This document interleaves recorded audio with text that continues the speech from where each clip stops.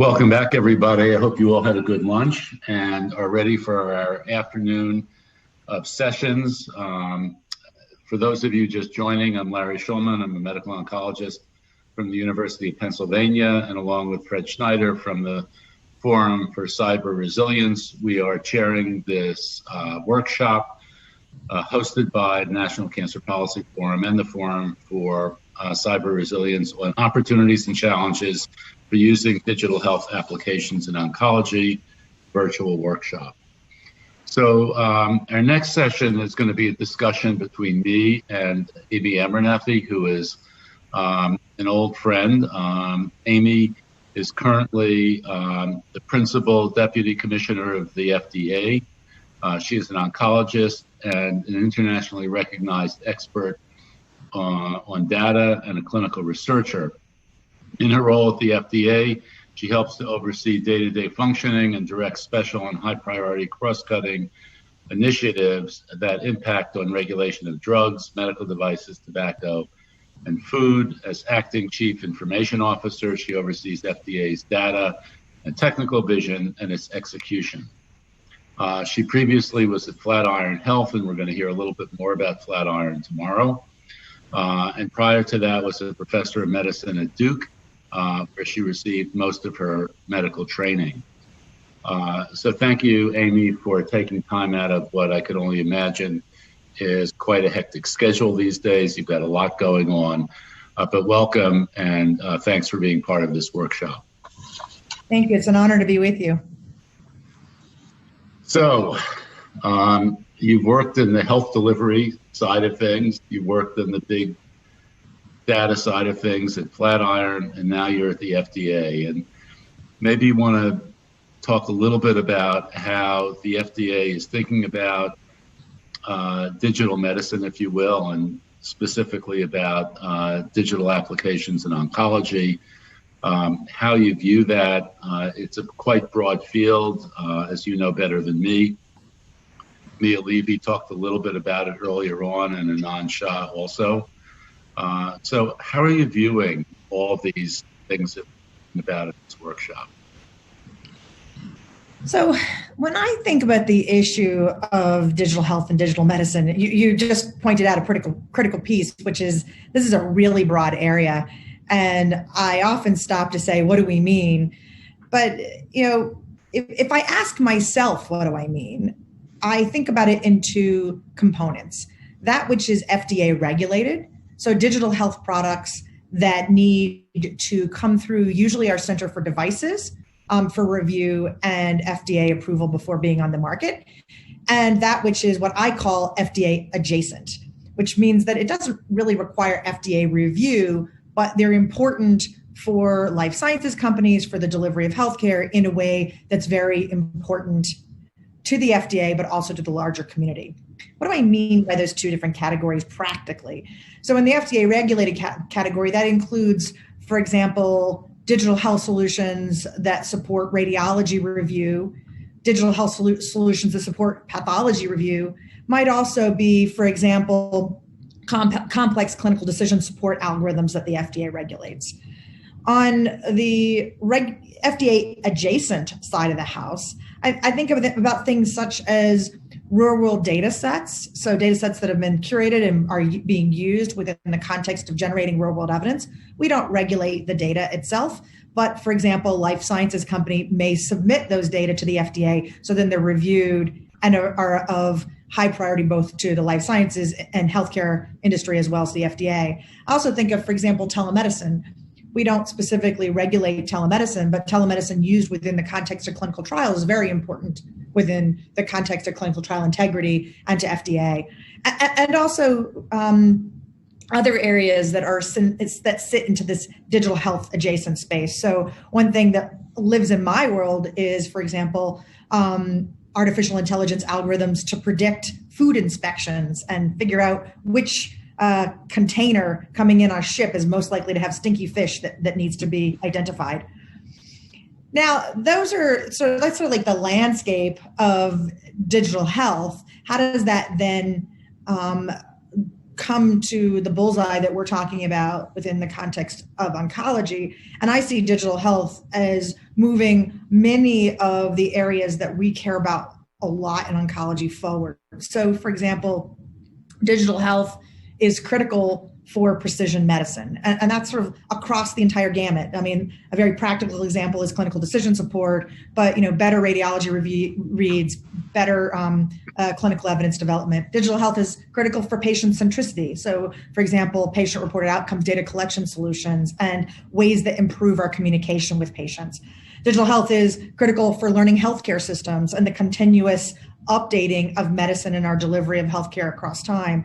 And then obviously digital health is critical for aspects such as developing new digital endpoints that can be embedded within the context of our clinical trials. And we're seeing this right now as endpoints that are coming from fitness trackers and other capabilities are starting to find their way into our clinical trials.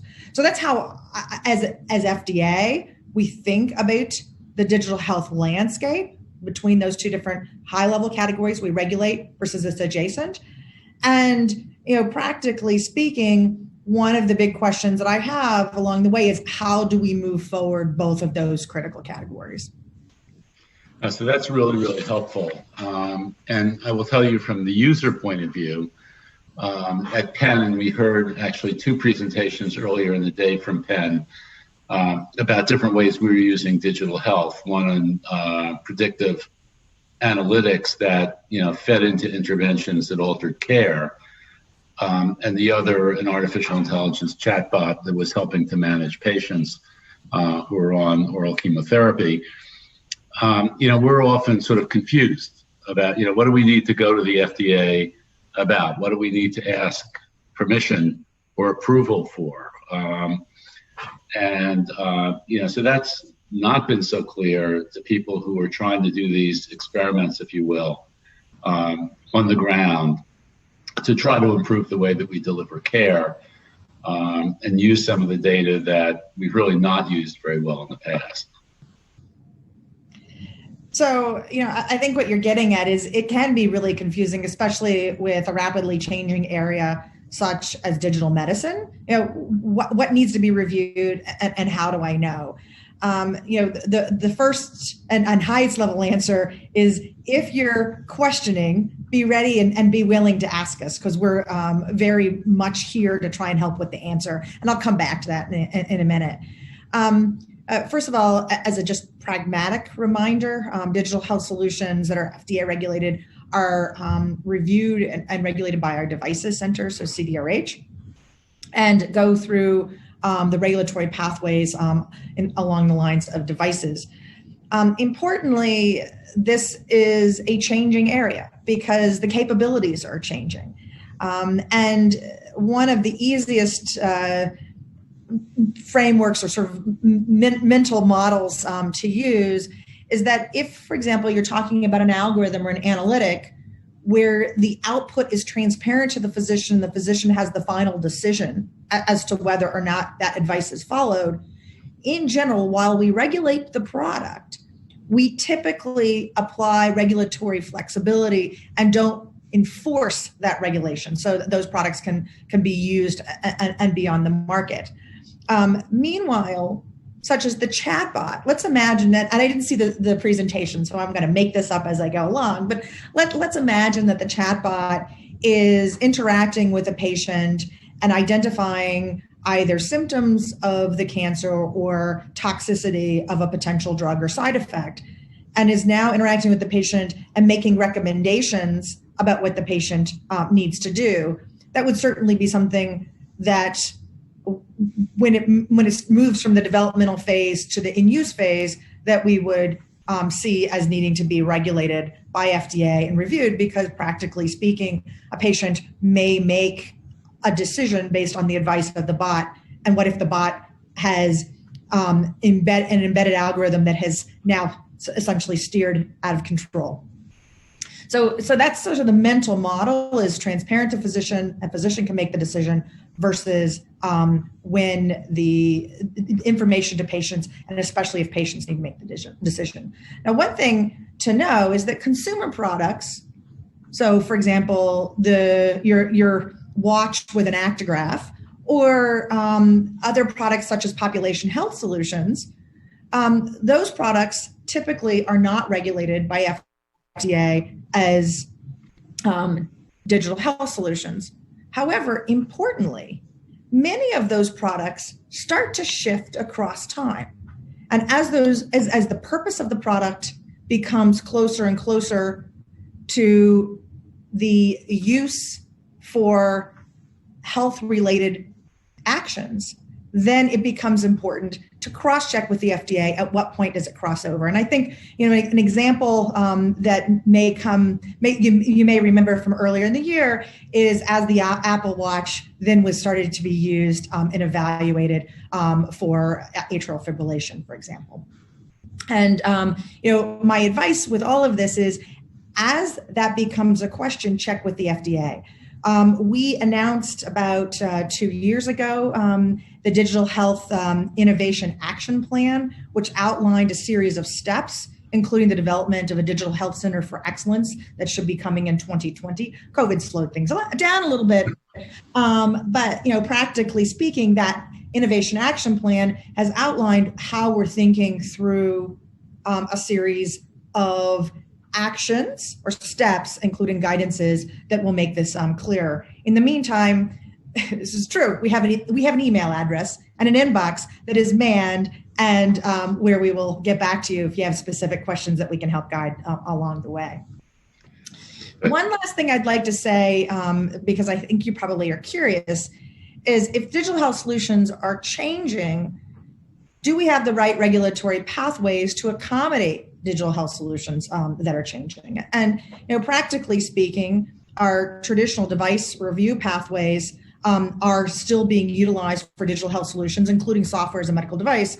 But we have a pilot underway called the pre-certification program, where what we're doing is piloting new regulatory pathways in parallel with our traditional device pathways to see whether or not we can have more adaptive approaches.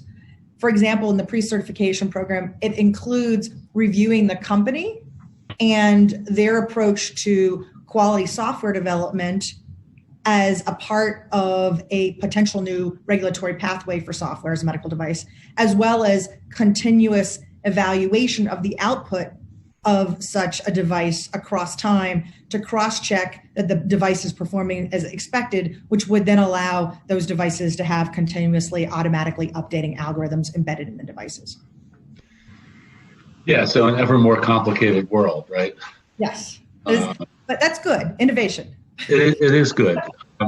In your introductory remarks, you talked about big data and how the FDA looks at big data. And you spent a lot of your career, from back when you were at Duke and when you were at Flatiron, trying to figure out how to use big data to move our field forward.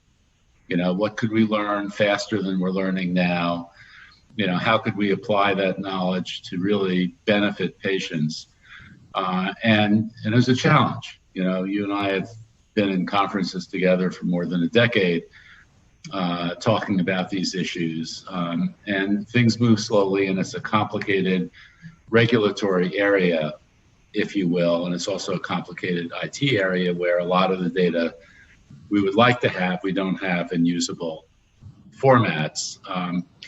But how does the FDA think about potentially driving this work forward, changing the landscape in ways that would help us to advance more quickly? I know that you're very interested in, post-marketing, data on drugs, many other mechanisms to help us better understand what we're doing well and what we're not doing well. And part of this workshop will be dealing with issues of big data, how it's regulated, how privacy fits into it, and so on and so forth. The FDA is committed to making our lives better and has done a great job doing that. How can you help us here? Are there ways the FDA can interact with us? Absolutely. And I'm going to take your question and split it into a couple of parts. And before kind of getting deep into the weeds, I just want to hit on the first is that oncology's been leading this way in a way that's both humbling and also makes me proud to see what all we've been able to do. And it also is a huge reminder how hard this work is. We've been having these conversations for more than a decade, and practically speaking, we've got a long way to go. Inside the FDA, I point all of us towards the Oncology Center for Excellence, which has been one of the pioneers inside of FDA, thinking about how do we incorporate data into, and specifically real world data and real world evidence into our regulatory thinking. And so I see the OCE, or the Oncology Center for Excellence, as being champions. But now let me kind of go to your meta question, which is that there's been this focus on how do we use the totality of the information in front of us to make more judicious decisions and take better care of patients. And it was really ignited through the work that we've done for a long time together, including through this National Cancer Policy Forum, but also through 21st Century Cures. There was already a fair amount of critical work moving forward to think about how do we use real world data and real world evidence in service of critical questions such as label expansions and post-marketing commitments. And that work is continuing. As a matter of fact, the other meeting that I'm in today is a part of that real world evidence review work happening within FDA. But let me kind of point the way to what COVID is teaching us, because I think that, 10 plus years of work is now accelerating very quickly in the context of COVID-19. And so let me kind of touch on that for a second. One of the things that we're learning within the context of COVID-19, none of which is going to be a surprise to anybody on this call, is that we have an incredible amount of work to do and an incredible amount to learn. And there isn't enough time, patient resources, or really the ability to do enough clinical trials to answer all of the questions sitting in front of us. So the question becomes, how do we pull together all of the data available to us and do so in a way that we have credible results, that we understand what data can be used for what task, and that we also are able to manage issues like trust and privacy that you mentioned before. And that's been something that's been sitting in front of us. One of the things that we did was, in partnership with Reagan-Udall Foundation and Friends of Cancer Research, we developed something called the Evidence Accelerator. And this is the COVID-19 Evidence Accelerator, and FDA sits as a scientific and technical partner along the side. And really the purpose of the Evidence Accelerator is to figure out, how do we harness all of the data community and analytic community and start working together in a way that gets to credible, trustworthy results. And we've done that by actually mimicking a project that started in the oncology space, where multiple data groups got together in oncology and analyzed a single question around immuno-oncology agents for lung cancer and looked to see consistency or replicability of findings. And now we're doing that within the context of the COVID-19 space in this Evidence Accelerator. And what we're seeing is the following. We're seeing that we can come together around common data elements and start to understand how to do this work quickly. We can design a single common protocol that multiple teams can work on, and that allows teams to learn how to do this work. It allows FDA to understand what does good look like and provide guideposts along the way. We have developed a list of critical research questions that people are starting to answer all across the country. We've created a community where investigators now meet every single week, and there's usually 150 to 200 people on all the Evidence Accelerator calls, and there's 3 now a week. And we're now starting to answer questions in a consistent fashion that can help to inform clinical trials and complement information. So what's happening is this evidence accelerator community is teaching us how real world data and real world evidence for COVID-19 can sit next to clinical trials so that we can start to develop the totality of the evidence. I'll stop there, and I suspect that you've got a lot of questions about what it is that we're doing. And rather than keep talking about it, I'll send it back to you for some of those questions. Well, I do want to just say and thank you. I mean, one of the things that we've learned in the pandemic, and again, you know this better than me, is slowness was not an option. That we needed to react quickly. We needed information quickly. We had to make decisions on the fly. We had to be much more agile than we've ever been as a community. Medical community's never been all that agile, quite frankly. One of the things, and this is sort of just, I do want to get to some of the questions, so this is just my comment to add on to it, is you've described a lot of things that have really helped for us to be able to do things differently, to work together in ways that we haven't worked together before, to accelerate the generation of knowledge. And I would just hope that one day, hopefully, the pandemic will be over. But what are these lessons that we can carry forward? One of the things that you point out, this issue of lessons that we can carry forward, this needing to do things quickly, the urgency of the moment has forced us to figure out how to do our work differently. And the Surgisphere story has reminded us that credibility and doing the right thing also matters a lot.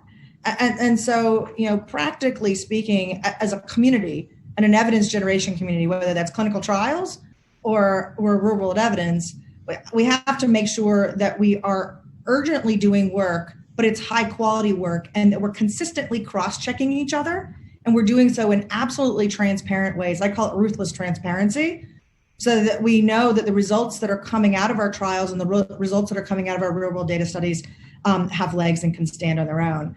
The other thing is that we need to be very humble and acknowledge that we really don't know how to do this work.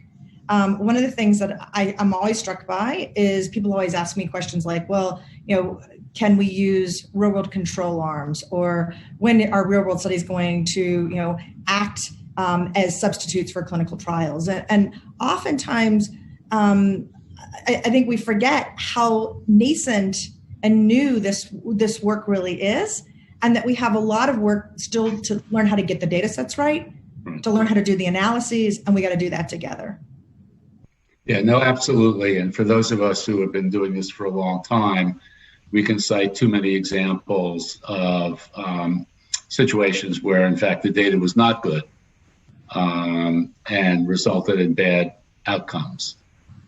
So yeah, we need to figure out how to do this right, to get good data and so on. But I do hope that there are ways that we can figure out new, faster ways to learn, and we have. And, one of the things I used to give a talk on, which I haven't in a while, is, so it takes a long time sometimes to get a medicine to market. And that's nobody in particular's fault. It's often the way we construct the trials, how slowly we accrue to trials in this country, and so on and so forth. But for some of the medicines that we've introduced over the last decade or two that have major impact on survival, every year the delay of getting those medicines to market mean that some people who would have benefited from them don't. So, that's been just highlighted, I think, during the COVID pandemic, where, things have to happen quickly. But I couldn't agree more. If they have to happen responsibly, we have to have confidence in the data, and we can't err on the wrong side of that coin. We do have a bunch of questions, and I wanted to get to at least one of them. Ethan Bash, who we both know well, wanted to know about the FDA's view of regulating PROs. He imagines that PROs could be just collected and delivered to clinicians, which is often what we do. But he also imagines that PROs could come in, be managed in some artificial intelligence way, and deliver advice back to the patient. How does the FDA view those types of situations? So, okay, and I'm looking, Ethan, I'm looking, trying to read the question. So if I paraphrase this back, I think that the question is more as PRO as a component of a medical device now ultimately being provided back to the patient as part of patient clinical decision support or improved patient knowledge.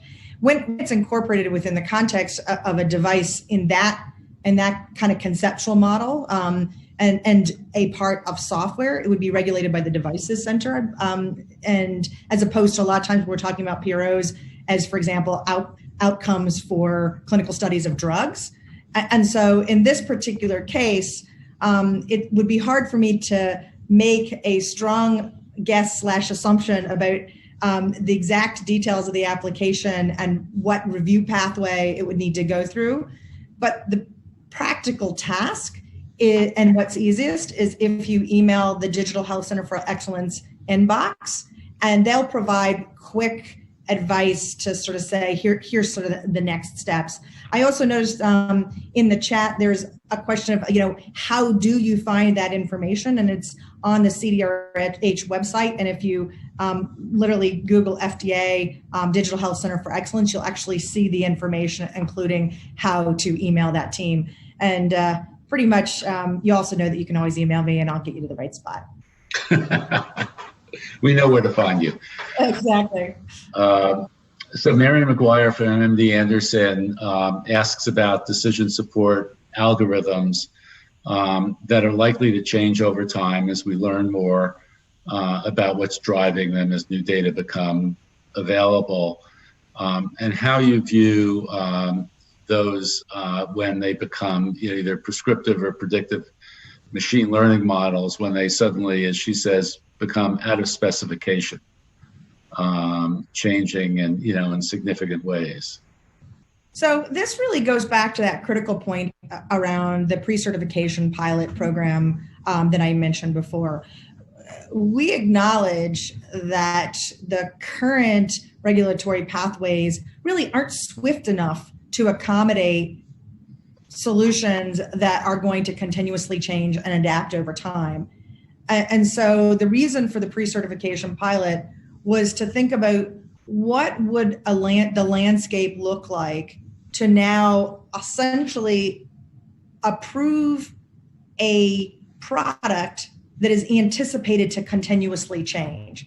And within the context of that pre-certification pilot, there are a number of components, but two that are particularly poignant from my point of view. One is making sure that the organization, company, for example, that is developing that software and those AI algorithms are following clear standards and high quality software development practices, including appropriate quality controls. So one is checking the way that company does their work and their controls in place. And the other is developing a set of essentially continuous evaluation points across time to cross-check that the output of the algorithm is performing as expected or better than expected. And so essentially to pre-agree with FDA, here's the output that we expect to see, and here's how we're going to continuously monitor that across time.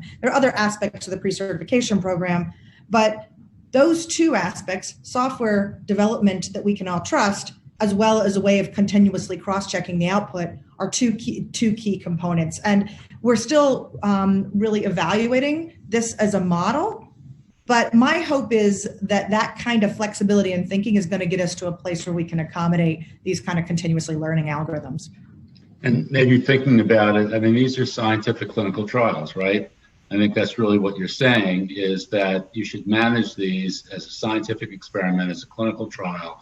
You do an intervention, you measure the output, and that's how you evaluate it on a continuous basis. Right, and you keep measuring it across time, and you've developed an agreed upon consistent measurement process together with FDA so that we're all transparently watching what happens. Absolutely. Well, Amy, we're just about out of time.